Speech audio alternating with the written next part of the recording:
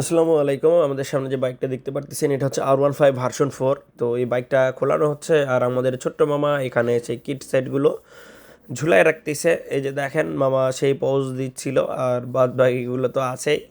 তো যাই হোক, যেহেতু সকাল সকাল উনি আসছে আর সকাল সকাল আমরা ফার্স্ট চান্সেই R15 ভার্সন 4টা কাজের জন্য শুরু করছি। এই যে দেখতে থাকুন। তো এখন আমরা যেটা করবো সেটা হচ্ছে বাইকটা আমরা স্টার্ট করতেছি। তো এই যে দেখেন বাইকের সাউন্ড।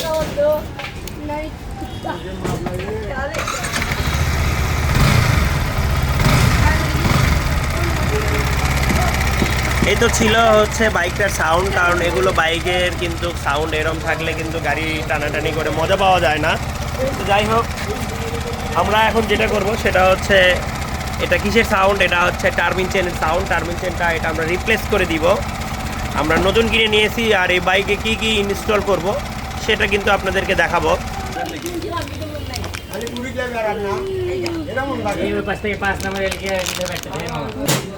তো এই তো দেখলেন, এটা হচ্ছে আপনার উমা রেসিংয়ের FI। তো এই গাড়িগুলো অনেক সময় বন্ধ হয়ে যায় বা মিসফায়ার করে বা একটু অনেক সময় ইগনিশন কয়েলের কারণে কিন্তু গাড়ির গতিটা কিন্তু কম ওঠে। তো উমা রেসিংয়ের আমরা এটা নিছি, কারণ এটা ফাইটোর থেকে আমার কাছে একটু বেস্ট মনে হয়, কারণ এটা ইউনিভার্সাল। এই যে দেখেন এখানে, আর ফাইটো বা অন্যান্যগুলোর কিন্তু এখানে কিন্তু নির্দিষ্ট ছিদ্র আছে, কিন্তু সে তুলনায় এটা আপনার যদি এখানে ছোট বড় হয় আপনি এটা অ্যাডজাস্ট করতে পারবেন।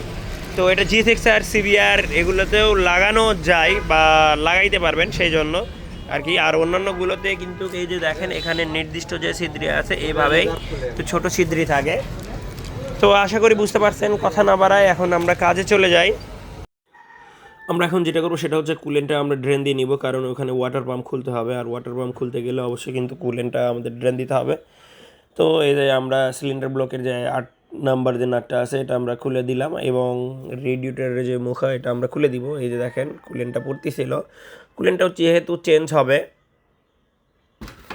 এই যে দেখেন আমাদের এই পাশে মোটামুটি আমরা খুলে ফেলছি। তো এই বাইকগুলো অনেকে বাড়ি করে ম্যাগনেট খুলে, ম্যাগনেট খুলতে গিয়ে কিন্তু টাল হয়ে যায়। তো যাই হোক, আমাদের এখানে প্রতিটা বাইকের সকল পুলার আমাদের কাছে অ্যাভেলেবেল আছে। আমরা শুধু চাপ দেবো আর এটা খুলে যাবে। তো যাই হোক, এই যে দেখেন আমরা কিন্তু ম্যাগনেটটা আমরা খুলবো।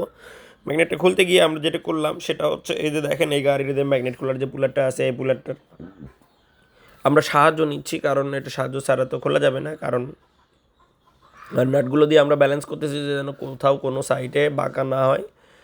তাহলে কিন্তু কি হবে, তাহলে হচ্ছে আপনার এটা খোলার সঙ্গে কিন্তু এটা বের হয়ে আসবে। তো যাই হোক, আপনারা যেটা করবেন সেটা হচ্ছে এই পুলারের পিছনে এখানে যে নাটটা থাকে 17 সাইজ, এটা 2-3 পাশ লাগাই নেবেন, তাহলে খুলে গেলেও এটা পড়ে যাবে না। দেখা যাচ্ছে নিচে মোবিল থাকলো, ম্যাগনেটটা পড়ে গেল আর আপনার গায়ে মোবিলগুলো চলে আসলো। তো এই যে দেখেন আমরা কিন্তু এখন যেটা করব সেটা হচ্ছে এখানে একটু বাড়ি দিব হাতুর দিয়ে, আর কিন্তু এটা খুলে আসবে। এই যে দেখেন এটা কিন্তু খুলে আসছে অলরেডি। এখন আমরা যেটা করব, এই যে দেখেন এর ভিতরের নাটটা আমরা ঢিল দিব, ঢিল দিলেই কিন্তু এটা খুবই সুন্দরভাবে খুলে চলে আসবে। তো যাই হোক, যে কোনো কাজের আগে আমরা সেফটি নিব, আর সেফটি নিলেই তাহলে কিছু হবে না। আর আরেকটা যে বিষয়, অবশ্যই এখানে যদি খোলেন এই ম্যাগনেটের ওয়ান ওয়ের যে 3টা নাট আছে এটা কিন্তু অবশ্যই কিন্তু কী করতে হবে, আমাদের চেক দিতে হবে।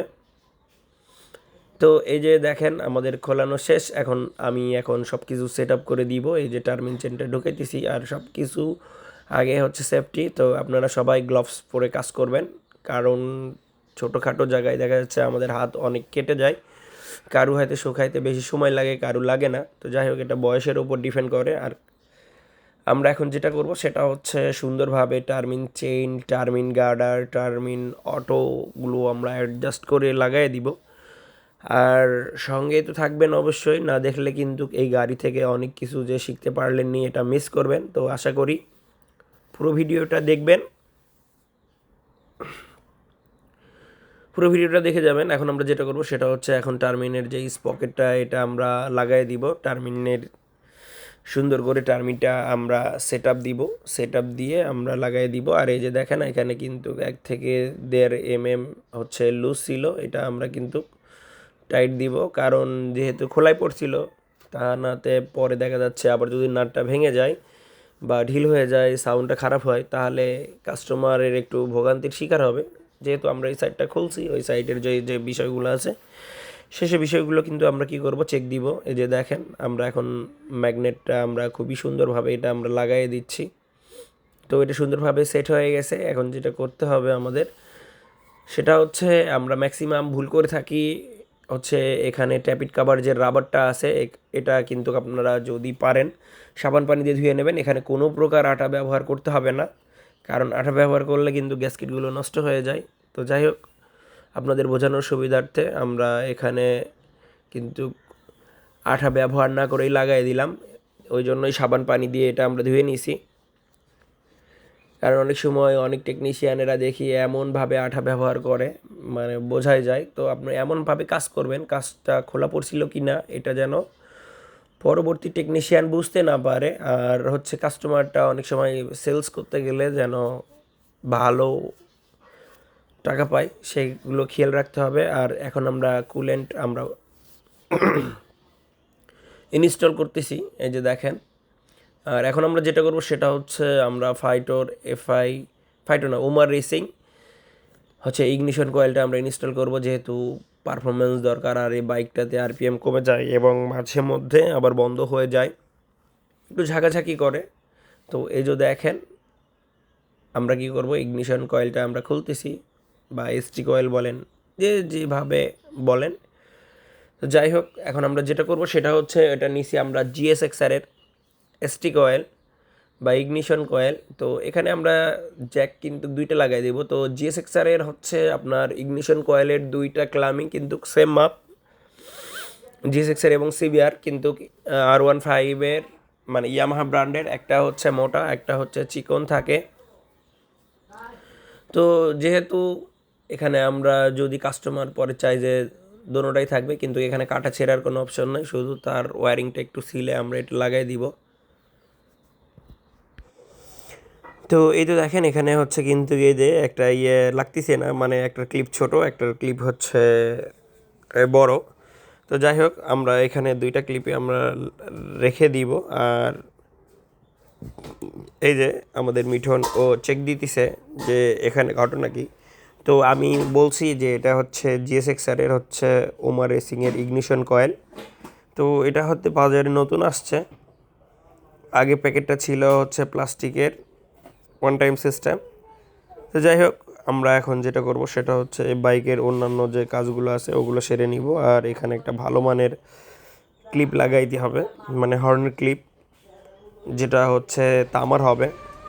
তো এই যে দেখেন এখানে একটা কিন্তু মোটা, একটা কিন্তু চিকন আছে। এই যে এটা কিন্তু চিকন সাইড। আর ওই পাশে যেটা দেখলেন কালো কালার যে ক্লিপের, এই যে কালো কালার ক্লিপের, এটা কিন্তু একটু মোটা। তো আমরা কথা না বাড়াই, এখন কাজে চলে যাই। এই যে দেখেন এখানে ওয়্যারটা আমরা একটু সিলে নিব, এখানে সিলে নিয়ে এটা সুন্দরভাবে টেপিং করে রেখে দিব, কারণ এখানে হয়তো দুইটাই লাগানো যাবে সেই সিস্টেম করে। অনেকে আছে কেটে ফেলে। তো যাই হোক, আপনারা যারা কেটে ফেলবেন না, আমাদের মতো এরকম করে ওয়্যারটা একটু সিলে নেবেন। সিলে নিয়ে এইভাবে করেই আমাদের মতো করে যদি লাগান তাহলে এখানে দোনোটাই লাগাতে পারবেন। তো যাই হোক, আমরা এখানে জিএসএক্সআরের যে কয়েলটা আছে এটাই আমরা ইনস্টল করে দিব, কারণ পোলাপাইনের বাইক একটু রেডি পিক আপ পারফরমেন্স যদি ভালো পাই তাহলে তাদের জন্য একটু ভালো হয়। তো আমরা এখন সেই জন্য আর কি এসটি কয়েলটা আমরা জিএসএক্সআরের কথা বলছিলাম, তো উনি ওটাই নিয়ে আসছে। কারণ এগুলো কয়েলে লেখা থাকবে, যেটা হচ্ছে জিএসএক্সআরের সেটা জিএসএক্সআরেরটা, বা R15 ভার্সন 3-4 লেখা থাকে। তো যারা কিনছেন বা টেকনিশিয়ান এবং রাইডার অনেক সময় খেয়াল করেন। তো যাই হোক, আমরা কথা না বাড়াই, এখন এটা দেখেন প্লাগ অ্যান্ড প্লে খুবই সুন্দরভাবে এটা সেট আপ হয়ে গেল।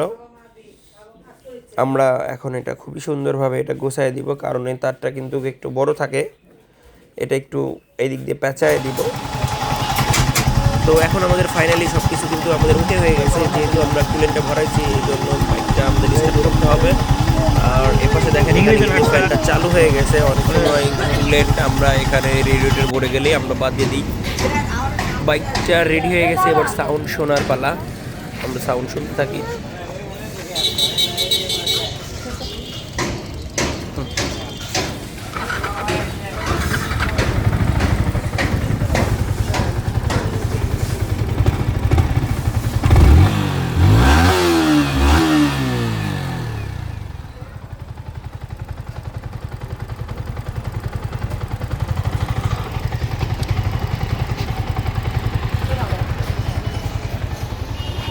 তো এই তো বাইকটির সাউন্ড শুনলেন, অবশ্যই কিন্তু কমেন্টসের মাধ্যমে জানাবেন তো আমাদের বাইকের সাউন্ডটা কেমন হয়েছে।